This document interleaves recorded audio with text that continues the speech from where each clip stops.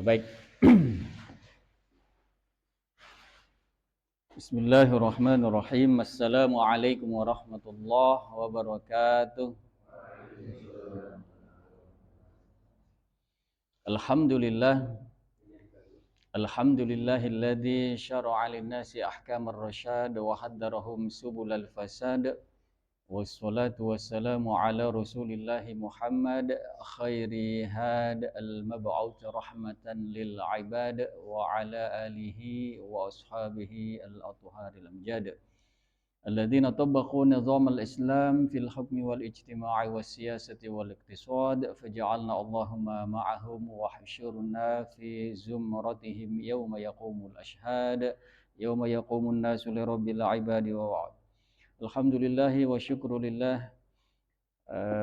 Para ustadz sekalian, para jamaah yang dimuliakan Allah Subhanahu wa taala, alhamdulillah kita bisa kembali hadir di majelis insyaallah, yaitu mengkaji kitab seorang ulama besar yaitu Imamun Nawawi rahimahullah. Kitabnya adalah At-Tibyan fi Adabi Hamalatil Quran. Kita ada di bab 1 dan sampai pada hadis, ya, hadisnya yaitu dari Abu Umamah. Namun demikian, untuk sedikit mengantarkan bahwa kita mudah-mudahan selalu diberikan kesehatan, ya, diberikan semangat untuk hadir, ya, di dalam majelis-majelis ilmu, karena sebagaimana wasiat Rasulullah Shallallahu Alaihi Wasallam bahwa siapa yang menempuh jalan dalam rangka untuk meraih ilmu, dalam rangka belajar supaya kemudian jadi berilmu, maka Allah akan mudahkan jalannya menuju surga. Karena jalan menuju surga itu kan banyak rintangannya, ya. Hal-hal yang tidak disukai itu akan menghalang orang berjalan menuju surga. Tapi luar biasanya ini, dalam hadis Rasulullah SAW dikatakan jalan itu dijadikan mudah. Man salaka tariqan yaltamisu fihi ilman sahhalallahu lahu tariqan ilal jannah. Masya Allah. Jadi jalan yang begitu banyak rintangannya, jalan yang sulit, ya, untuk sampai ke sana, nikmat yang agung di surga Allah Subhanahu wa taala, ternyata yang bisa menjadikan mudah, dan Allah yang menjadikan itu mudah jika seorang ngapain? Jika dia salaka tariqan yaltamisu fihi ilman. Jika dia menyusuri jalan, ya, menempuh satu jalan yang mana jalan itu dia lalui dalam rangka mendapatkan ilmu, ya. Jadi insya Allah kita selalu semangat, ya. Semakin kita sering hadir dalam majelis ilmu, berarti semakin diberikan kemudahan oleh Allah Subhanahu wa taala. Ya, semakin banyak kita hadir, semakin diberikan ilmu juga yang semakin luas, sehingga itu akan menjadikan jalan semakin bertambah mudah, ya, insyaallah.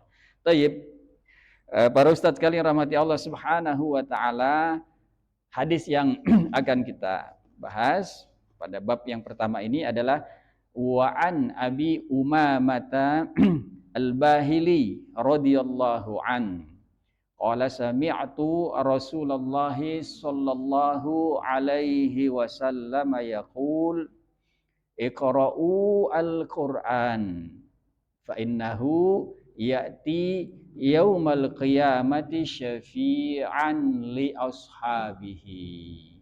Rawahu Muslim. Masya Allah. Nah, ini hadisnya, ya.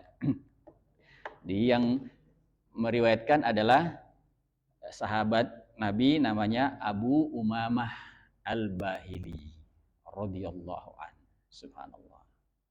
Nah, bahwa beliau pernah mendengar, ya, sami'atu Rasulullah, aku pernah mendengar Rasulullah SAW Rasulullah SAW ini bersabda, ya qala. Nah, apa ucapan Rasulullah SAW? Ya apa hadisnya itu? Yaitu iqra'u al-Qur'ana. Bacalah oleh kalian semua. Iqra'u itu bentuk perintah. Ya. Jadi kata qara'a yaqra'u iqra'. Supaya jadi jamak iqra'u. Berarti kita semua. Ya, oleh kalian semua iqra'u. Bacalah. Apa yang disuruh baca? Al-Qur'ana. Dibacalah oleh kalian semua Al-Qur'an. Kenapa? Nabi memberitahu sebuah karunia besar, ya, sebuah hikmah, yaitu fa innahu, karena sesungguhnya Al-Qur'an itu, ya, Al-Qur'an yang kita disuruh baca tadi, ya'ti yaumal qiyamah, nanti akan datang pada hari kiamat, syafi'an li ashabihi. Masya Allah. Akan menjadi syafi'. Syafi' yakni yang memberikan syafaat. Subhanallah. Yang memberikan syafaat nanti pada hari kiamat itu adalah Al-Quran. Tapi siapa yang diberi syafaat? Yaitu li ashabihi. Yaitu ashab Al-Quran. Ashab di sini maksudnya menunjukkan bahwa pengertian dari kalimat Nabi iqra'u itu bukan membaca sekedar membaca. Enggak mungkin orang yang membaca sekedar membaca kemudian disebut sebagai sahibul Quran. Mustahil. Orang munafik itu baca Quran, fasih baca Quran, tapi tidak disebut sebagai sahibul Quran. Ya kan? Di sini Nabi memberikan isyarat bahwa baca yang dimaksud itu adalah dia qiraah, dia tilawah, dia juga amila bima fihi, beramal. Karena disebut di ujung hadisnya itu bahwa yang mendapatkan syafaat yang dia tadi baca Quran adalah ashabih. Ashab itu menunjukkan adalah dia istilahnya sohiban sama Quran. Punya sohib enggak nih?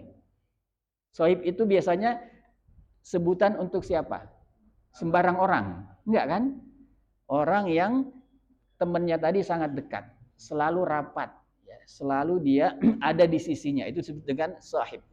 Ya kan? Jadi dia sohibnya ini Al-Quran. Li ashabihi, ashabul Quran. Subhanallah. Jadi ini nanti hari kiamat, ya. Hari yang sangat dahsyat sekali, hari yang sangat mengerikan, ya. Kalau di film itu dulu ada film ini ya, 2012 ya. Sekarang udah 2024. Yaitu ala-ala orang barat lah.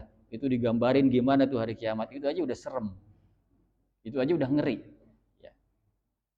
Apalagi kalau kita membaca apa-apa yang disampaikan oleh Allah Subhanahu wa taala di dalam Al-Qur'an tentang hari kiamat. Ya. Itu banyak ya. Saya di dalam surah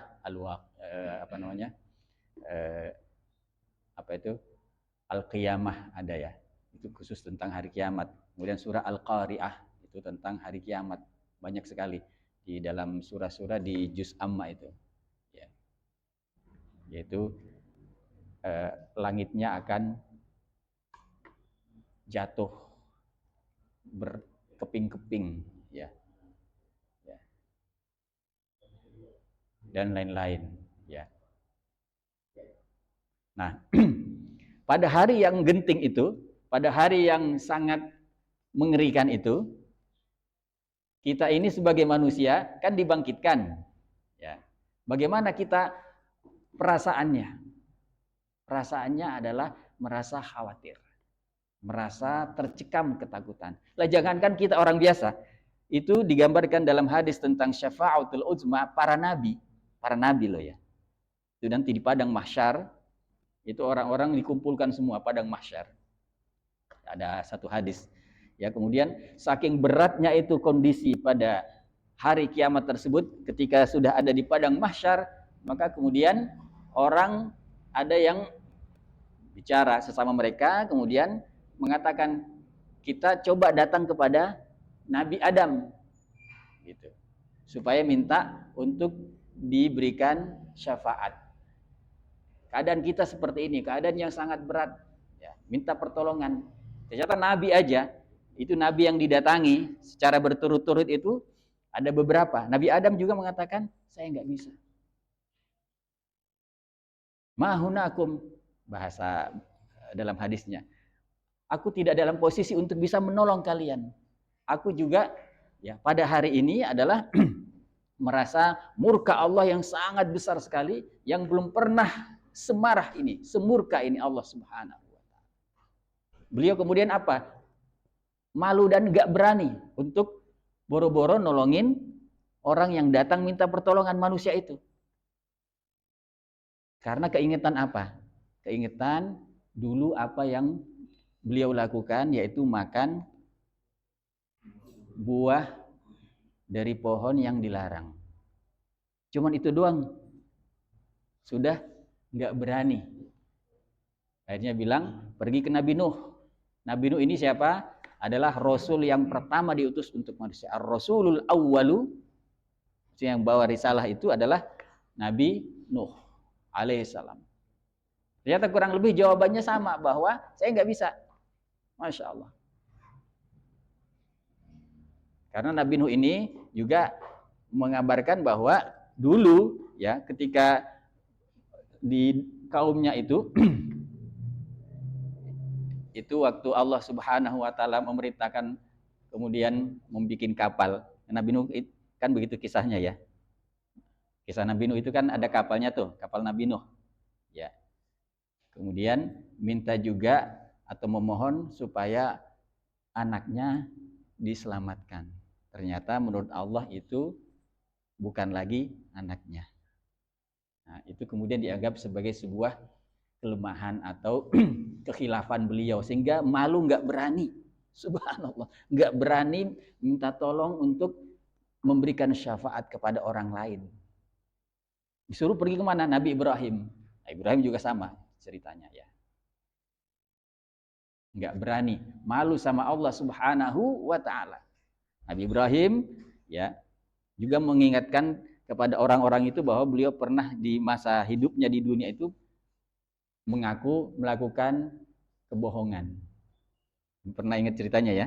Nabi Ibrahim alaihissalam itu bohongnya adalah ketika mengatakan sakit waktu diajak untuk acara ibaratnya kayak festival penyembahan berhala kaumnya itu.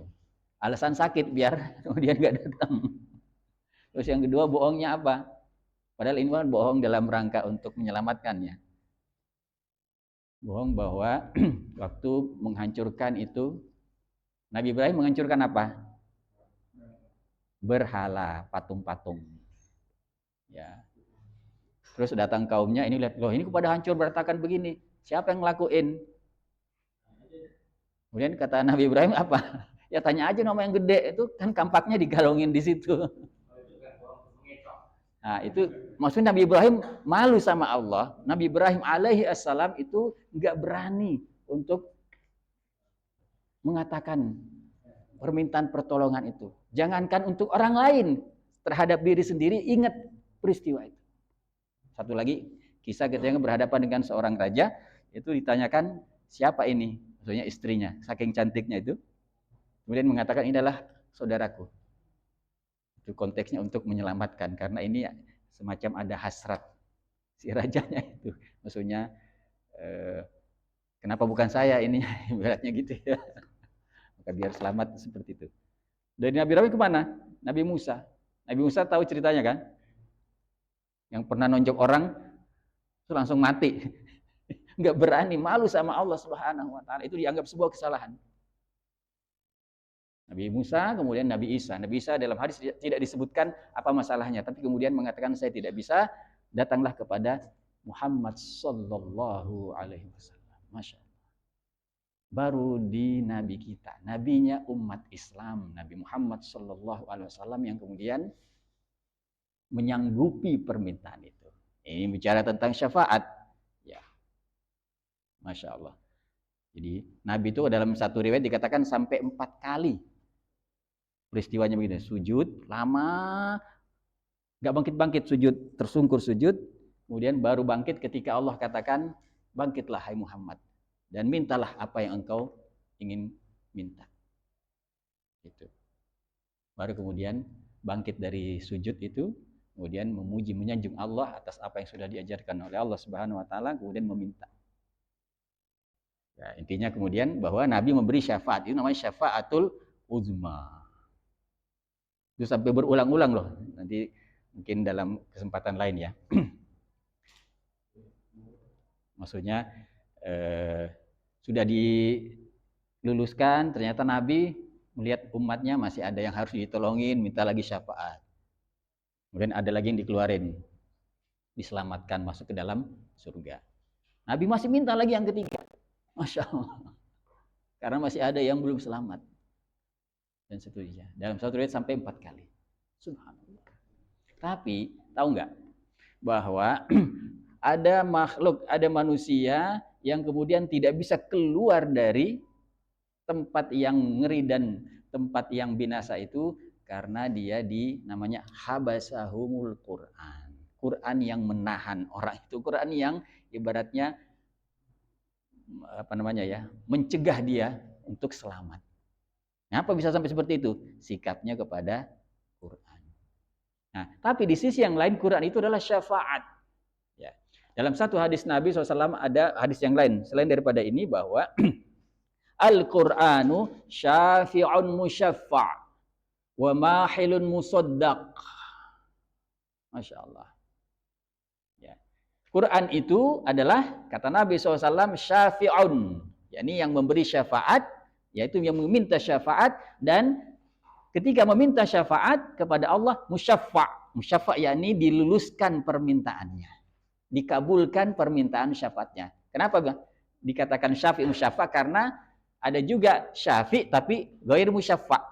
Maksudnya gitu. Ada orang yang mencoba-coba minta untuk memberi syafaat tapi tidak dikabulkan Allah Subhanahu wa ta'ala. Tapi kalau Quran yang memberi syafaat, yang meminta syafaat pasti dikabul. Syafi' musyaffa'. Wa mahil, mahil yakni yang membela. Yakni yang menjadi syahid, yang menjadi saksi. Musaddaq, kesaksiannya adalah akan musaddaq, dibenarkan oleh Allah. Maksudnya akan diterima hujahnya oleh Allah Subhanahu wa ta'ala. Masya Allah. Man ja'alahu, siapa saja yang menjadikan Al-Quran itu ya amamahu qadahu ilal jannah. Siapa saja yang menjadikan Quran ini ada di depannya, maka Quran akan memimpinnya kemudian sampai nanti ke surga. Wa man ja'alahu khalfa zahri saqahu ilan nar. Tapi siapa-siapa yang justru perbuatannya adalah menjadikan Quran itu di belakang punggungnya, maksudnya membelakangi Quran, apa yang terjadi? Saqahu ilan nar, maka dia akan dihela. Dia akan dihela. Itu kalau namanya dipimpin, kalau dipimpin itu pemimpin di depan apa di belakang? Depan kan? Kalau bahasanya itu qadahu ilal jannah. Tapi orang yang membelakangi Quran, Rasulullah menggunakan kalimat saqa. Saqa yakni dihela. Saik itu maksudnya kusir. Pernah lihat ini enggak? Dokar, bendi. Bendi itu yang ada kudanya loh. Delman ya. Orang sini bilang delman ya. Delman ya. Itu kusirnya kan di belakang. Benar nggak? Nggak mungkin kusirnya di belakang. Nah, itu bahasanya dalam hadis bahwa orang yang membelakangi Quran, maka dia dihela. Quran menghela dia, kemudian akhirnya terjerumuslah ke dalam neraka. Waliyadzubillah. Masya Allah. Jadi siapa yang menginginkan syafaat, maka ketahuilah Al-Quran adalah pemberi syafaat. Dan kalau Al-Quran memberi syafaat, itu pasti akan dikabul oleh Allah Subhanahu wa ta'ala. Bagaimana caranya? Jadilah sebagai sahibul Quran. Di antaranya qiraatul Quran, tilawatul Quran, ya, kemudian juga tadabbur Al-Quran, kemudian juga amal bil Quran, ya, beramal dengan Quran. Ya. Kalau kita pengen dapat syafaat tapi nggak ngerjain yang seperti itu, ya nggak bisa. Karena di situ diberikan keterangan bahwa Al-Quran benar sebagai pemberi syafaat, tapi khusus kepada li ashabihi. Subhanallah. Ya. Nah, ini hadis dari Abu Umamah Al-Bahili radhiyallahu anhu. Masya Allah. Ya. Kemudian, nah ini ada hadis berikutnya.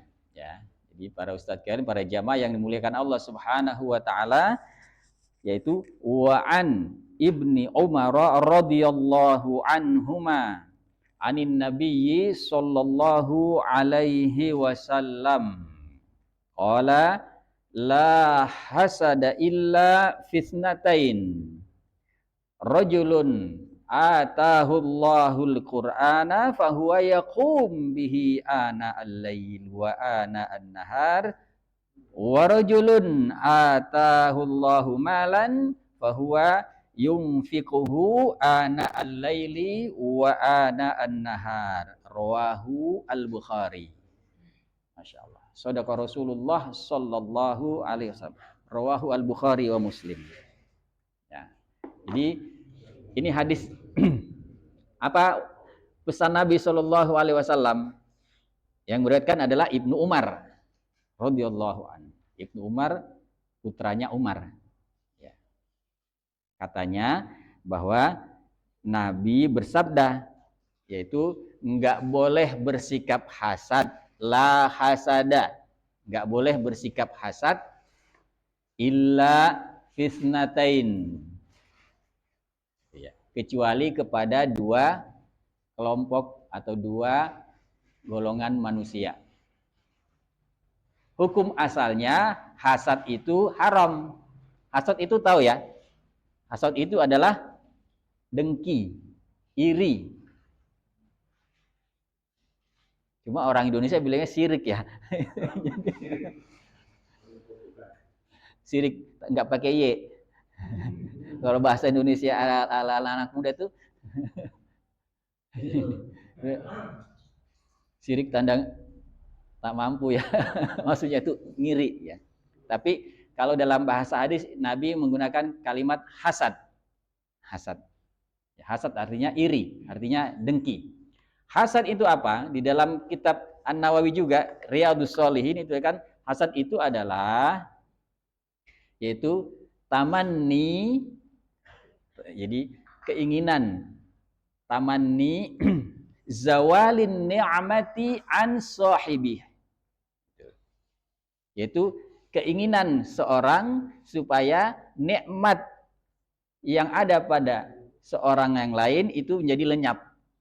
Jadi tamanni zawali an ni'mati an sahibih, sahibiha.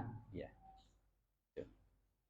Jadi itu namanya hasad. Misalnya ya, orang dikasihin harta. Nah, kemudian ada orang yang iri, yang hasad.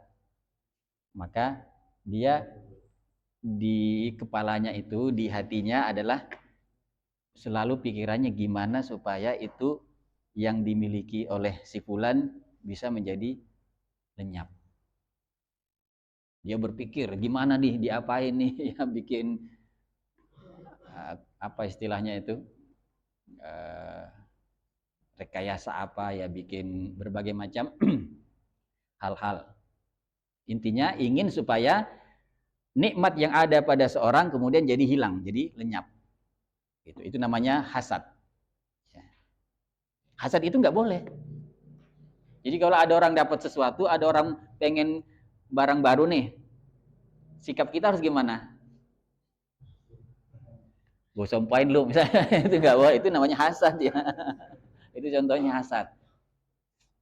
Saya punya motor baru, kita lama pengenan kagak dapat, dia tahu lewat di kita pakai motor baru, kemudian kita bilang, Bahasanya inilah kita ingin supaya motornya itu kemudian jadi hilang. Ya, mohon maaf ya contohnya misalnya mudah-mudahan tuh apa gitu ya. Dibegal lah apalah waliyadzubillah. Itu namanya hasad. Jadi ingin bahwa nikmat pada seseorang itu jadi hilang. Jadi tamanni zawali an-ni'mati an sahibiha. Itu hasrat, keinginan atau harapan bahwa nikmat yang ada pada si fulan itu jadi hilang. Itu nggak boleh, haram. Kenapa haram? Karena yang ngasih itu Allah, yang ngasih itu adalah Allah Subhanahu wa taala. Ada orang badannya sehat, badannya bugar dan seterusnya. Kemudian temannya si fulan iri, ya. Kemudian melakukan berbagai macam hal supaya dia jatuh sakit. Nah, itu hasad. Pokoknya hasad itu bisa terjadi dalam semua hal. Tetapi, nah, ada pengecualian. Illa kecuali, ya kata Nabi, fisnataini, dalam dua hal itu boleh hasad. Dalam istilah lain itu kemudian ulama menerangkan istilah namanya ghibtah. Ghibtah itu dia konotasinya pasti positif. Kalau disebut hasad bisa positif bisa negatif. Kalau ghibtah itu adalah kita kepengenan hal-hal yang baik yang ada pada orang, tapi kepengenannya ini tidak disertai dengan keinginan supaya dia kehilangan, enggak. Cuma kita menjadi termotivasi, itu namanya ghibtah. Ya. Illa fisnatain, dalam dua hal. Satu, rajulun atahullahul qur'ana. Jadi seorang yang diberikan kepadanya Al-Qur'an, maksudnya Allah memberikan, bukan memberikan Quran dalam bentuk fisik, tapi maksudnya Allah Subhanahu wa taala mengkaruniai kepadanya ilmu tentang Quran.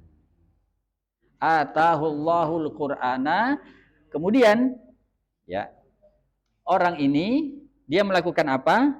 Fahuwa yaqumu bihi ana al-laili wa ana an-nahar.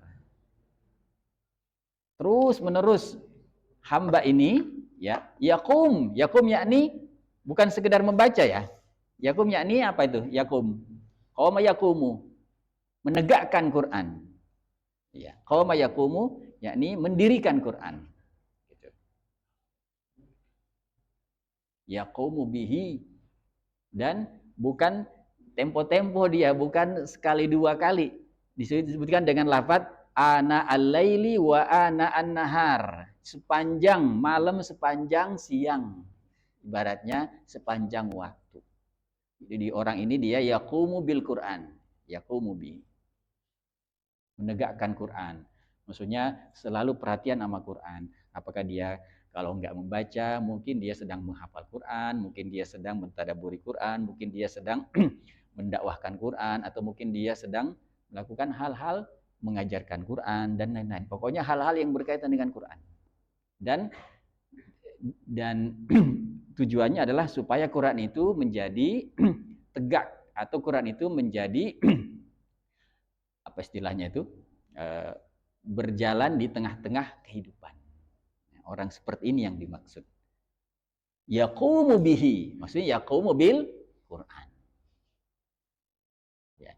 Orang kayak gini kalau kita ketemu nih, maka sikap kita boleh hasad, gitu ya. Wah, ada syekh misalnya ya. Kalau kita dengerin ya, atau kita ikut di dalam majelisnya itu, kelihatan keilmuannya itu, kelihatan tentang Al-Qur'annya itu. Maka kita sebagai orang yang awam, kita sebagai orang yang istilahnya masih pelajar, itu pengen banget ya, dalam hati kita memohon berdoa sama Allah, ya Allah saya juga pengen seperti syekh itu, ya Allah saya juga pengen seperti ulama alim seperti, dan seperti itu boleh. Karena kita hasad dalam hal yang baik. Ya. Cuma boleh ya. Justru didorong supaya hasad dalam hal kayak gitu-gitu.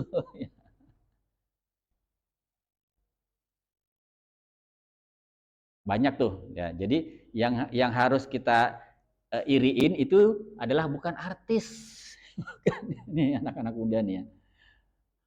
Kalau artis mah, oh dia tenar, dia punya kekayaan sekian, punya apa-apa-apa, terus kita kepengenan dan itu bukan. Yang kita disuruh adalah hasadnya kepada seorang yang punya ilmu Quran, seorang yang alim di dalam Quran, seorang yang menegakkan Quran. Subhanallah. Yang kedua, yang boleh kita hasad siapa?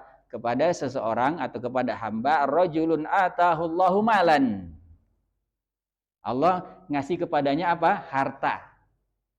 Dikasih kekayaan yang banyak.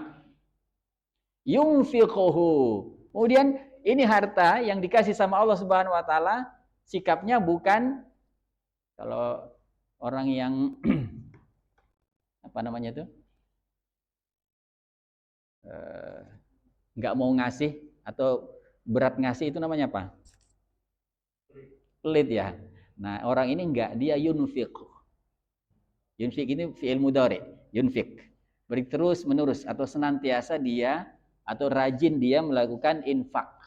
Membelanjakan harta tadi, yunfiq. Ya.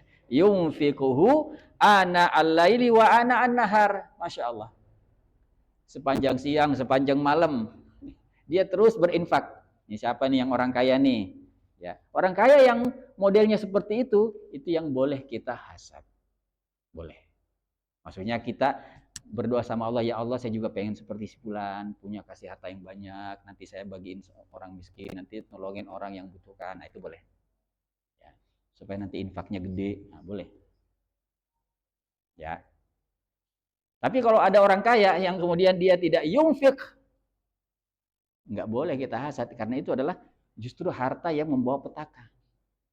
Ngapain hasad sama orang seperti itu? Nggak usah. Nggak usah. Waliyadzubillah.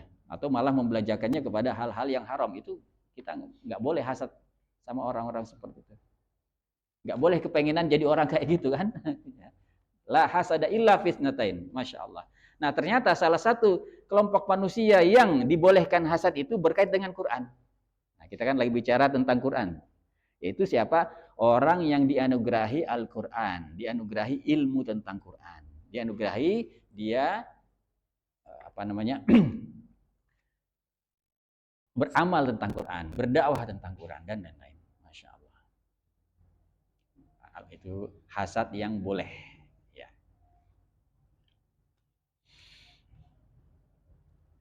Nah itu hadis. Wa rawaina aidan ya min riwayati Abdullah ibni Mas'udin radhiyallahu an bilafdhin la hasada illa fitnatain. Ada riwayat versi lain ya secara redaksi ini dari Ibnu Mas'ud, kalau yang tadi dari Ibnu Omar.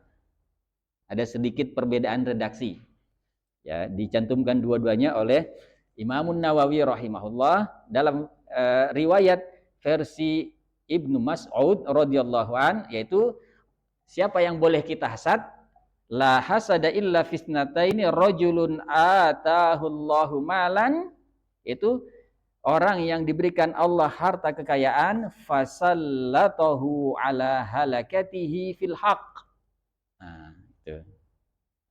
Jadi orang yang dikasih harta yang banyak sama Allah Subhanahu wa taala, fasallatahu, salat yakni dia mencurahkan atau dia menghabiskan ala halakatihi sampai habis. Halaka itu maksudnya sampai nggak ada lagi. Ibaratnya itu nggak ada yang disimpan. Pokoknya punya harta banyak diinfakin. Tetapi di situ ada kalimat fi al-haq, itu yang penting. Ya. Ada orang habisin harta juga, tapi dalam hal kekufuran, dalam hal kemungkaran, dalam hal kemaksiatan, itu bukan tempat hasad. Nggak boleh kita hasad. Tapi ada nih orang, ya dia punya harta yang banyak, sampai dia nggak takut hartanya habis. Ya berinfak banyak sekali, tetapi fil haq. Dia habiskan atau dia infakkan di jalan kebenaran, menolong kebenaran, untuk menolong orang-orang yang menegakkan kebenaran, menolong dakwah, menolong syiar Islam, menolong lembaga-lembaga yang ingin memajukan kaum muslimin dan lain-lain. Nah, itu yang dimaksud. Ya. Yang kedua, wa rajulun atahullahu hikmatan. Di sini menggunakan kalimat hikmatan. Orang yang Allah berikan kepadanya hikmah. Hikmah bermakna ilmu. Ya. Jadi hikmah itu adalah secara bahasakan menempatkan sesuatu secara proporsional pada tempatnya yang tepat. Allah itu adalah Al-Hakim. Alaihissallahu biahkamil hakimin. Salah satu asma, salah satu sifat Allah adalah sebagai zat yang maha bijaksana, sebagai zat yang mempunyai kebijaksanaan. Semua yang terjadi di alam semesta ini adalah di belakangnya ada maksud atau ada tujuan berupa kebijaksanaan Allah. Cuma manusia nggak tahu kadang-kadang. Karena yang dilihat sama manusia kan yang tampak doang ya, yang di belakang-belakang nggak kelihatan. Pada hakikatnya bagi seorang beriman, semua yang terjadi yang menimpa kita, apakah itu sesuatu yang kita benar-benar senang atau bahkan menurut kita sesuatu yang mungkin agak memberatkan, hakikatnya itu adalah ada di dalam liputan kebijaksanaan Allah Subhanahu wa taala. Masya Allah. Mungkin pernah dengar kalimatnya Imam Ghazali. Ya. Imam Ghazali pernah berikan kalimat begini, bahwa yang namanya hidup ini ya, ada warna-warninya kan. Ada hal yang kita rencanakan mulus sesuai dengan apa yang diharapkan. Hal yang kita pengenin justru jauh dari apa yang kita rancang. Ternyata dikasih sama Allah yang lain. Maka kadang sikap manusia itu jadi kemudian waliyadzubillah ya kok jadi begini ya Allah, ya Allah gitu. Ternyata menurut Imam Ghazali nggak boleh begitu. Karena apa? Kata beliau bahwa sungguh ya semua yang telah terjadi itu itulah yang terbaik. Wah, agung banget kalimatnya ya. Semua yang telah terjadi itulah yang terbaik. Itulah yang paling agung, itulah yang paling indah. Laisa fil imkani abda' mimma kana. Laisa fil imkani abda' mimma kana. Enggak ada yang paling indah, paling agung kecuali apa yang sudah terjadi itu. Ternyata itulah yang paling agung, paling indah. Itu kalau pakai kacamata iman. Ya, kalau pakai kacamata iman bisa begitu. Misalnya dulu waktu masih muda pengennya sama si fulanah misalnya ya. Ada yang pengalaman enggak? Belum pengalaman ya? Yang belah sini nih. Pengennya sama fulanah, tapi ternyata jadiannya jadi istrinya siapa? Ya, siapa yang lain? Ya, fulanah B gitu ya. Tapi bagi orang yang beriman justru itulah yang terbaik. Abda' mimma kana, laisa fil imkan, enggak ada lagi. Ya, kemungkinan yang paling indah, paling agung bagi seorang beriman kecuali apa yang sudah terjadi. Itulah, maksudnya itu keputusan Allah itu. Itu yang terbaik itu. Itu kita diajarin gimana ya, luar biasa. Ya, Masya Allah. Ya, jadi para ustadz kan, para jamaah yang rahmati Allah Subhanahu wa taala, bahwa kita diberikan ilmu, kita diberikan harta, atau mungkin kita belum diberikan ilmu, belum diberikan harta, melainkan melihat ada hamba, ada orang lain yang dianugerahi ilmu, dianugerahi harta, dan kemudian hamba ini menghabiskannya di jalan Allah, kemudian menggunakannya untuk kepentingan-kepentingan Islam, maka itulah orang yang harus dicontoh, harus bahkan bukan sekedar dicontoh, sampai dikatakan hasad. Itu maksudnya dorongan yang keras sekali sebenarnya itu ya. Sampai kita harus ngiri gitu, merasa hasad.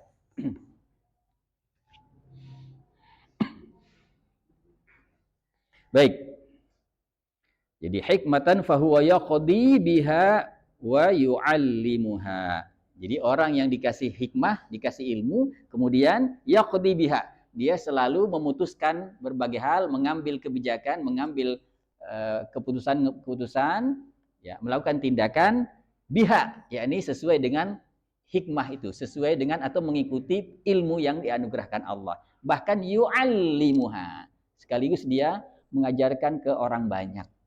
Makanya dia ini orang yang harus dia dijadikan sebagai contoh teladan. Kita dikatakan kalau kita ada hasad kepada orang seperti itu boleh, nggak berdosa. Ya. Ini hamba-hamba yang luar biasa seperti itu ya. Baik. Jadi sudah 2 hadis ya yang kita bahas. Mudah-mudahan masih ada waktu nih. Hadis yang berikut ya. Wa an Abdullah ibni Mas'udin radhiyallahu an qala Rasulullah sallallahu alaihi wasallam man qara'a harfan min kitabillahi ta'ala falahu bihi hasanatun wal hasanatu bi asyri amsalha la aqul alif lam min harf walakin alifun harfun wa lamun harfun wa mimun harf rawahu Abu Isa Muhammad bin Isa At-Tirmidzi wa qala haditsun hasanun sahih. Ya, subhanallah. Nah, ini hadis berikutnya. Apa wasiat Rasulullah sallallahu alaihi wasallam dari Ibnu Mas'ud radhiyallahu an bahwa siapa yang membaca satu huruf man qara'a harfan min kitabillahi ta'ala, siapa saja yang membaca satu huruf. Kalau abjad Latin satu huruf itu A, B, C. Satu huruf. Huruf ya, bukan kata. Kalau kata contohnya apa? Ya, misalnya aku, kata. Seperti ada 3 hurufnya kan? A, K, U. Nah, dalam bahasa Arab juga ada namanya abjad Arab. Ya, alfabetis Arab ada ya. A, ba, ta, sa. Nah, itu dihitung 1. Nah, kata Nabi Shallallahu alaihi wasallam bahwa siapa yang baca satu huruf aja. Kita kalau baca bismillah udah berapa huruf? Pernah dihitung nggak? Kalau nggak salah 14 ya. Baru pernah hitung ya? Baru baca bismillahirrahmanirrahim. Kalau kita menyebutkan kalimat ya misalnya Allah, kalimat an-nabi, itu udah berapa huruf itu? Ya. Kata Nabi, kalau kita membaca satu huruf dari Al-Qur'an, maka falahu, baginya diberikan oleh Allah ganjaran ya. Apa? Hasanatun, satu kebaikan, dan satu pahala atau kebaikan itu bi asyri amsalihah. Itu setara dengan 10 kebaikan. Ibaratnya 1 dihitung 10 gitu. Satu huruf 10 kebaikan. Masya Allah. Ya kalau kita nih malam Jumat nih, baca apa biasanya malam Jumat? Al-Kahfi. Wow, itu berapa hurufnya itu? Kali aja 10. Masya Allah. Gak tanggung-tanggung ya. Alhamdulillahilladzi anzala ala abdihil kitaba wa lam yaj'al lahu iwajan. Itu berapa tuh hurufnya? La aqulu, aku tidak mengatakan, kata Nabi, bahwa alif lam mim, kan ada tuh surah-surah yang pakai namanya muqatta'ah, huruf-huruf muqatta'ah. Alif lam mim ra, atau misalnya apa itu? Kaf ha ya ain shad ya. Atau misalnya apa? Yasin, itu kan huruf-huruf di awal surah. Ya. Banyak ya. Atau hamim ya, dan lain-lain. Itu kata Nabi, aku tidak mengatakan alif lam mim harfun, bahwa alif lam mim itu satu huruf, walakin alifun harfun wa lamun harfun wa mimun harfun. Itu langsung dapat 3 huruf dihitungnya. Alifnya 1, lamnya 1, mimnya 1, total 3 huruf. Baru aja kita baca alif lam mim udah dapat 30 pahala kebaikan. Masya Allah. Baru alif lam mimnya doang. Belum dalikal kitabu. Dalika da lam kaf 3. Alkitabu alif lam kaf ta. Kemudian alif ba. Kan ada alifnya alkitabu. Hitung berapa itu? Subhanallah. Hitung aja sendiri dah. Intinya begini, bahwa semakin banyak ya yang kita baca, semakin besar pahalanya. Bahkan itu sangat berlipat-lipat ya, karena setiap huruf dihitung pahala kebaikannya 10 oleh Allah Subhanahu wa taala. Apalagi yang kurang nih supaya kita semangat baca Quran. Ya. Harusnya baca Quran itu anteng ya, maksudnya lama ya. Biasanya baca Quran gimana? Bawaannya ngantuk ya. Nah itu, Masya Allah. Perlu dievaluasi ya. Jadi kita semangat.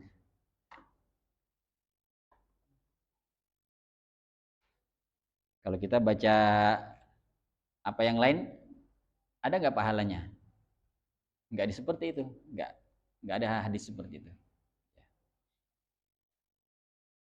Baik, itu hadis riwayat Imam At-Tirmidzi ya. Jadi silakan membaca Al-Qur'an kita itu. Al-Qur'an kita itu ada 6.236 ayat. Wah, itu kalau dihabisin dibaca semua itu berapa itu? Hurufnya loh ya, bukan ayatnya. Kali 10. Ya. Nah, berikutnya para jamaah, para ustaz sekalian rahmati Allah Subhanahu wa taala, yaitu hadis wa an Abi Sa'idin Al-Khudri radhiyallahu an anin Nabi sallallahu alaihi wasallam qala yaqulu Rabbu subhanahu wa ta'ala man syagalahul Qur'an wa dzikri ya an mas'alati a'taituhu afdala ma u'tiyas sa'ilina ya. Jadi siapa apa namanya yang di sini katakan ya, man syaghalahu, syaghala yakni siapa yang disibukkan sama Quran, syaghalahul Quran. Ini hadisnya hadis qudsi, karena Nabi SAW mengutip dari Allah bahwa yaqulu ar-rabbu subhanah, berarti hadis qudsi ya. Hadis qudsi yaitu siapa yang apa namanya disibukkan ya, man syaghalahul Qur'anu wa dzikri an mas'alati.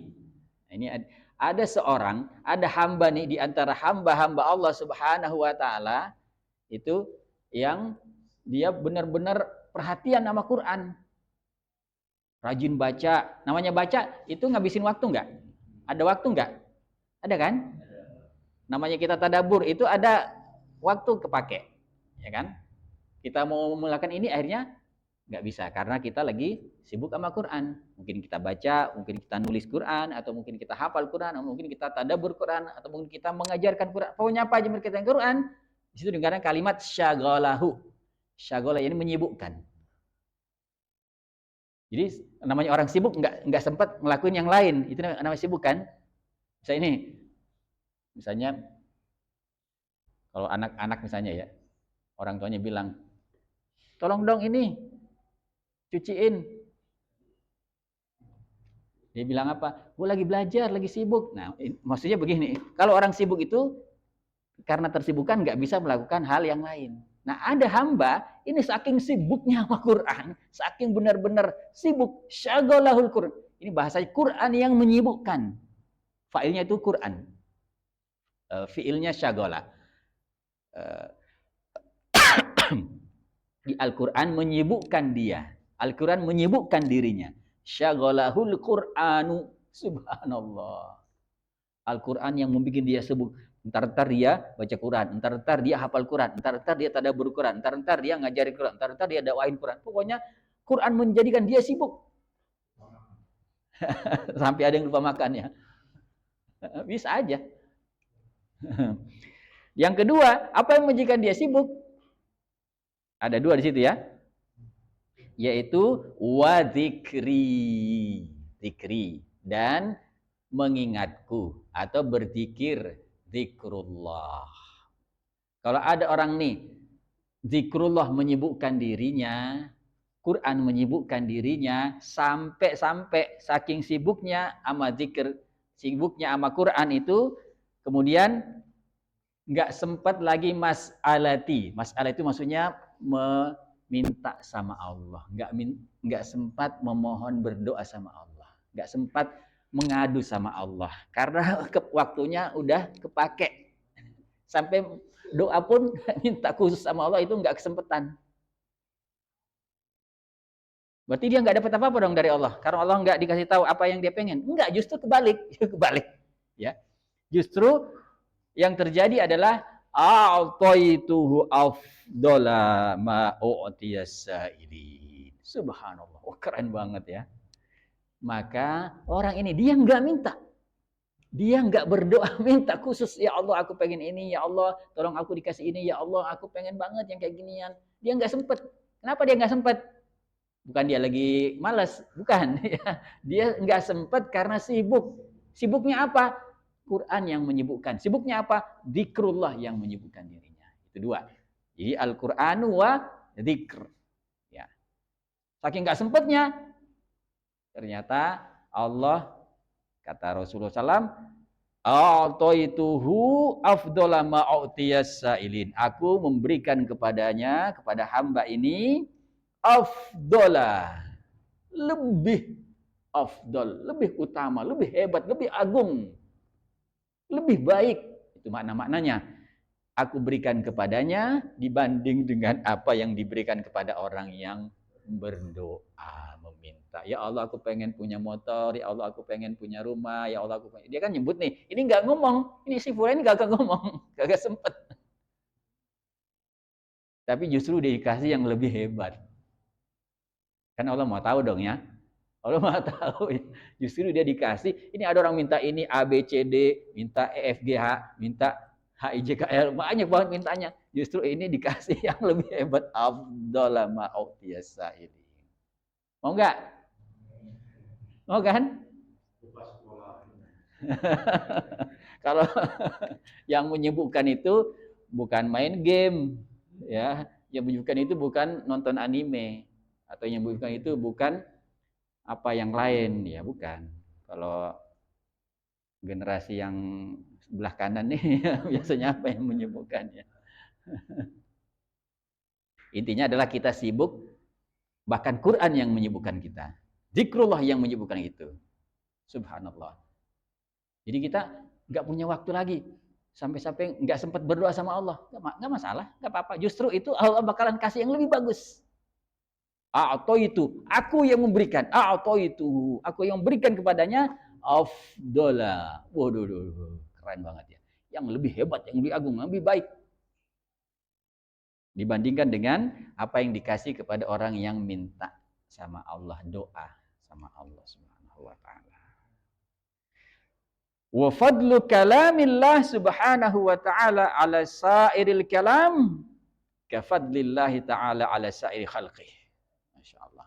Dan keutamaan, kehebatan, keistimewaan, keagungan dari kalamullah, maksudnya keagungan dari Quran itu dibandingkan dengan sairil kalam, dibandingkan dengan semua ucapan, semua perkataan makhluk, semua perkataan manusia yang orang-orang hebat itu, para apa istilahnya, cendekiawan, intelektual, terpelajar, filosof, segala macam itu, kafadlillahi ta'ala ala sairi khalqih. Bandingannya adalah seperti keutamaannya Allah Azza wa Jalla dibandingkan dengan seluruh makhluk. Ya, itulah kenapa orang yang Quran menyibukkan dirinya justru dia dapat kemuliaan, karena Quran itu kedudukannya adalah disebut sebagai keutamanya fadlu kalamillah, dia disebut afdalu min sairil kalam, atau disebut dengan seperti keutamaannya Allah di atas seluruh makhluk. Wah, nggak bisa dibayangin itu ya. Masya Allah.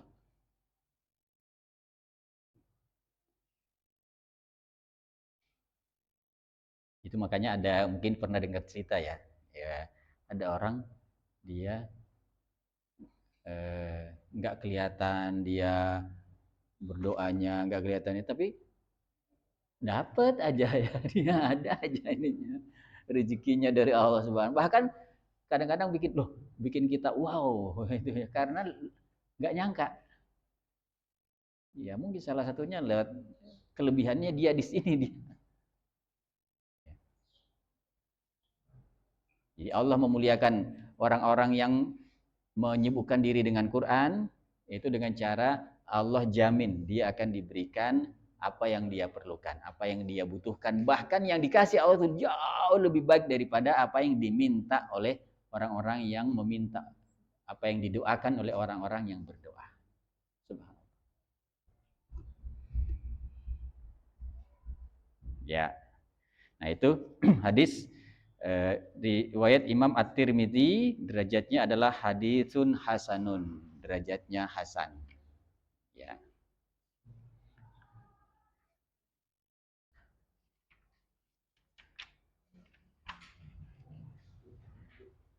Mungkin yang terakhir ya, satu hadis lagi. Wa an Ibni Abbas radhiyallahu anhuma qala Rasulullah sallallahu alaihi wasallam, innal ladzi laisa fi jawfihi syai'un minal Qur'an kal baitil kharib. Ya, rawahu At-Tirmidzi wa qala haditsun hasanun sahih. Ya. Jadi riwayat dari Ibnu Abbas radhiyallahu anhuma. Masya Allah. Ini Ibnu Abbas ini dulu waktu kecil didoain sama Nabi, yaitu faqihhu fiddin wa 'allimhu at-ta'wil. Makanya menjadi ulama kaum muslimin, ya. Sumber ilmu Ibnu Abbas radhiyallahu an. Ini ada riwayat hadisnya, yaitu bahwa sungguh orang yang tidak terdapat di dalam jauf yakni rongga, maksudnya di dalam hatinya, di dalam dirinya. Jauf ini ya rongga. Ya. Tidak terdapat sesuatu atau sedikit pun, syai'un maksudnya menunjukkan sekecil apapun, sedikit pun enggak ada minal Quran, berupa Quran, maka orang yang kayak gini kal baitil kharib, seperti rumah yang roboh. Meskipun kalau bahasa anak muda apa sekarang, outfitnya jutaan. Outfit ya. Tongkrongannya itu keren ya. Ganteng, cantik, segala macem. Tapi di dalamnya itu enggak ada Quran. Laisa fi jayfihi syai'un minal Quran. Meskipun dia keren, meskipun dia ganteng, meskipun dia cakep, meskipun dia mahal segala hal-hal yang di dalam pakaiannya ya, dia seperti rumah yang roboh. Dikasih perumpamaan. Rumah yang roboh. Rumah apa namanya ya? Fungsi rumah itu apa sih? Fungsi pokok rumah. Ditinggali, ya kan? Tempat bernaung. Ibarat kata meskipun rumahnya sederhana, meskipun rumahnya itu apa namanya ya, tidak mewah, tapi kemudian secara fungsi kita bisa memanfaatkan, maka itu adalah sebuah kebaikan. Tapi kalau misalnya itu roboh, itu gimana? Nggak ada fungsinya lagi. Ya. Judulnya rumah ya, bait. Tapi dia kharib, dia roboh. Udah nggak berfungsi, udah nggak ada. Itu ngeri juga ya. Siapa ini orangnya? Siapa yang dikasih perumpamaan seperti itu. Orang yang di dalam hatinya, di dalam dirinya tidak ada Al-Quran. Wah, itu. Ya minimal kalau kita ini sebagai orang Islam, itu adalah hafalannya. Ada yang kita ingat ya di dalam diri kita itu Al-Quran. Ya. Jangan sampai nggak ada. Jangan sampai kosong. Kalau kosong, meskipun kita tongkrongannya hebat, keren segala macam, itu kalbaitil kharib, seperti rumah yang roboh. Masya Allah. Ya. Justru orang yang di dalam dadanya penuh dengan Quran, dipenuhi hatinya sama Quran, maka itulah orang yang hebat. Meskipun dia secara fisik mungkin biasa aja, gitu. Apalagi dia udah fisiknya bagus, wah itu tambah lagi, semakin mulia dia. Yang menentukan mulia kita adalah apa isiannya ya, bukan apa luarannya. Isiannya apa? Quran. Yang mengisi rongga-rongga kita. Ibaratnya sampai Quran itu menyatu di dalam darah, menyatu di dalam daging seorang hamba. Wah, itu luar biasa. Menjadikan Quran sebagai kacamata dia di dalam memandang kehidupan, di dalam mengarungi kehidupan. Wah, ini keren ya. Ya. Baik, saya kira sampai di sini dulu, insya Allah kita cukupkan. Kalau ada yang ingin menyampaikan hal-hal, silakan.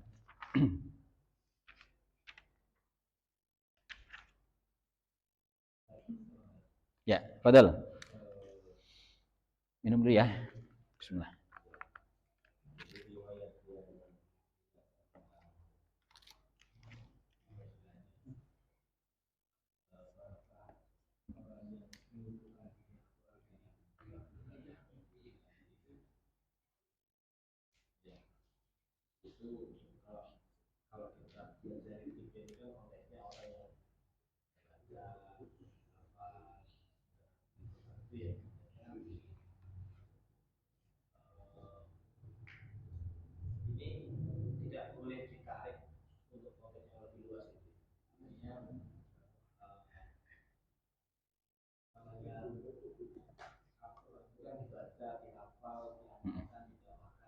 Ya.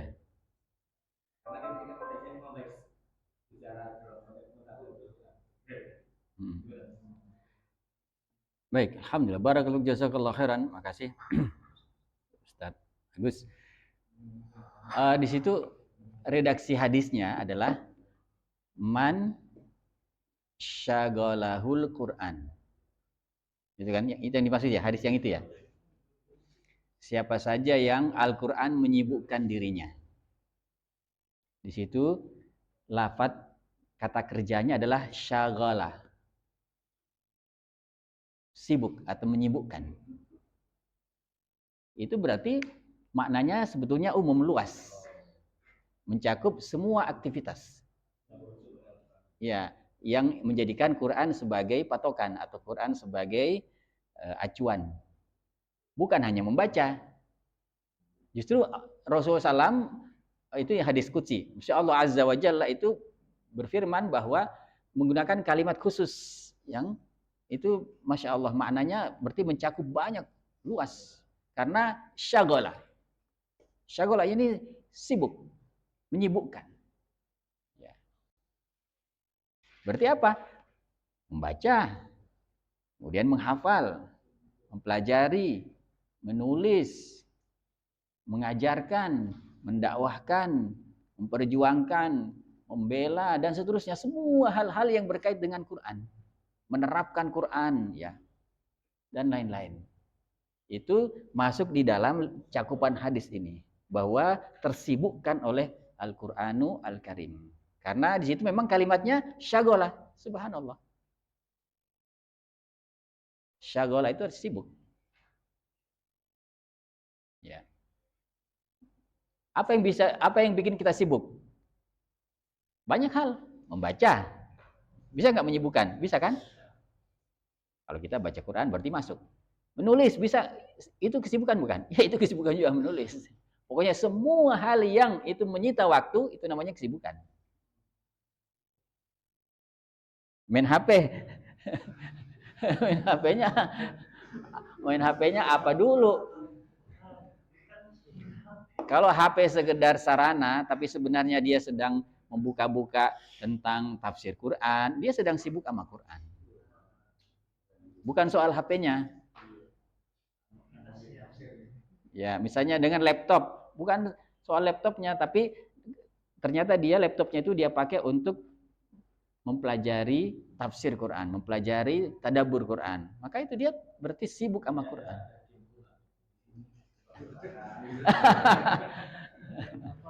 Kalau level anak SD TK nggak apa-apa, itu termasuk.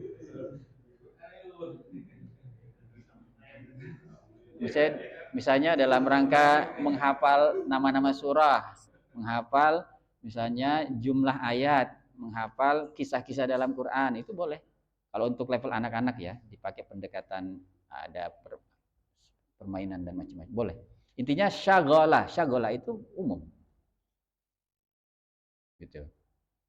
Jadi kita jangan menganggap bahwa orang yang disebut sebagai sibuk sama Quran itu orang yang baca aja, enggak. Justru jangan sampai aktivitas seorang itu kemudian berhenti sebatas membaca atau cuma baca doang, itu malah enggak betul. Karena setiap kata-kata di dalam hadis itu dikatakan bahwa man qara'a atau ikra'u itu selalu maknanya adalah bukan sekedar membaca. Bukan sekedar membaca. Maknanya di situ adalah membaca, memahami, mengamalkan. Ya, misalnya tadi kan ada ya. Siapa yang membaca Quran, maka Quran itu akan datang hari kiamat memberikan syafaat kepada ashabihi. Ya, dari mana kita simpulkan membaca bukan sekedar membaca? Karena ada kata-kata li ashabi. Disebut seorang itu sahib Quran, apakah sekedar membaca? Bukan. Ya. Wallahu a'lam bishawab. Gitu ya.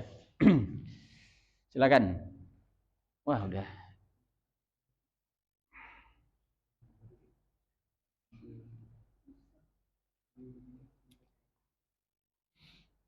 Cukup, insyaallah.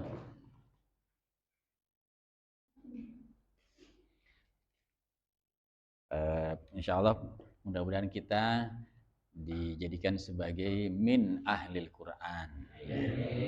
Oleh Allah Subhanahu wa taala dijadikan sebagai orang-orang yang memperjuangkan Quran ya, orang-orang yang senantiasa membela tegaknya kehidupan yang sesuai Quran insyaallah.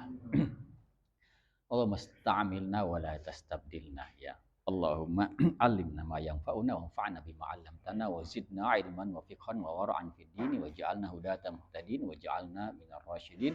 Allahumma inna nas'aluka 'ilman nafi'a wa rizqan wasi'a wa 'amalan mutaqabbala. Allahumma inna na'udzubika min 'ilmin la yanfa' wa qalbin la yakhsha wa 'amalin la yurfa' wa du'ain la yusma' wa nafsin la tashba'. Allahumma ja'al khaira 'umrina awakhirahu, khairu a'malina khawatimahu wa khairu ayyamina yawma liqa'ik. Allahumma arinal haqqa haqqa warzuqna ittiba'ahu batila batila warzuqna ijtinabah. Allahumma rabbana hab lana min azwajina wa dhurriyyatina qurrata a'yuni waj'alna lil muttaqina imama. Rabbana ighfir lana wa liwalidina warhamhuma kama rabbawna shighara. Rabbana atina fid dunya hasanah wa fil akhirati hasanah wa qina adzabannar. Subhana rabbika rabbil izzati amma yasifun wa salamun alal mursalin walhamdulillahi rabbil alamin. Billahi taufiq wal hidayah. Assalamualaikum warahmatullahi wabarakatuh.